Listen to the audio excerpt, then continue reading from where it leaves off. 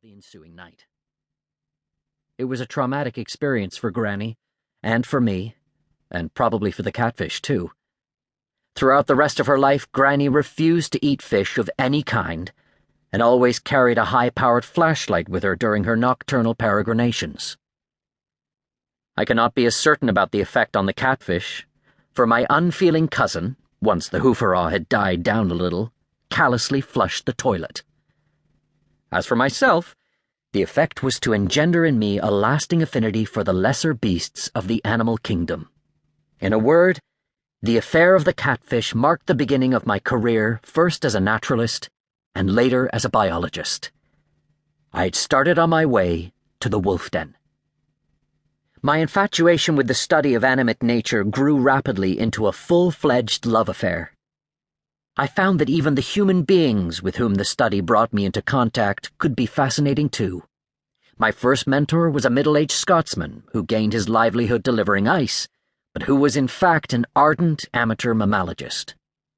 At a tender age, he had developed mange, or leprosy, or some other such infantile disease, and had lost all his hair, never to recover it. A tragedy which may have had a bearing on the fact that when I knew him, he had already devoted 15 years of his life to a study of the relationship between summer molt and incipient narcissism in pocket gophers. This man had become so intimate with gophers that he could charm them with sibilant whistles until they would emerge from their underground retreats and passively allow him to examine the hair on their backs. Nor were the professional biologists with whom I later came into contact one whit less interesting. When I was 18, I spent a summer doing field work in the company of another mammalogist, 70 years of age, who was replete with degrees and whose towering stature in the world of science had been earned largely by an exhaustive study of uterine scars in shrews. This man, a revered professor at a large American university, knew more about the uteri of shrews than any other man has ever known. Furthermore, he could talk about his subject with real enthusiasm. Death will find me long before I tire of contemplating an evening spent in his company, during which he enthralled a mixed audience consisting of a fur trader, a Cree Indian matron, and an Anglican missionary, with an hour-long monologue on sexual aberrations in female pygmy shrews. The trader misconstrued the tenor of the discourse, but the missionary, inured by years of humorless dissertations, soon put him right. My early years as a naturalist were free and fascinating, but as I entered manhood and found that my avocation must now become my vocation, the walls began to close in.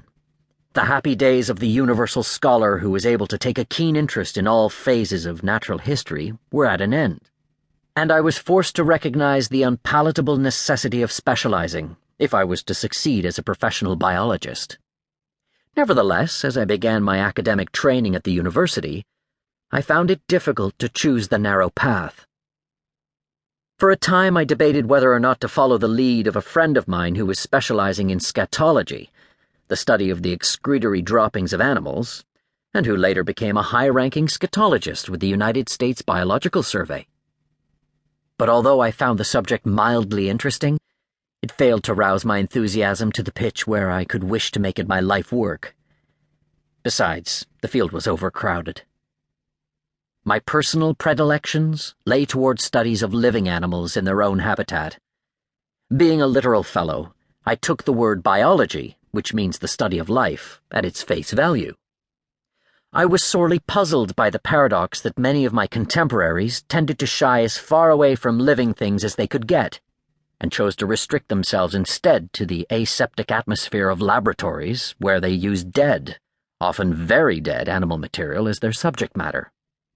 In fact, during my time at the university, it was becoming unfashionable to have anything to do with animals, even dead ones.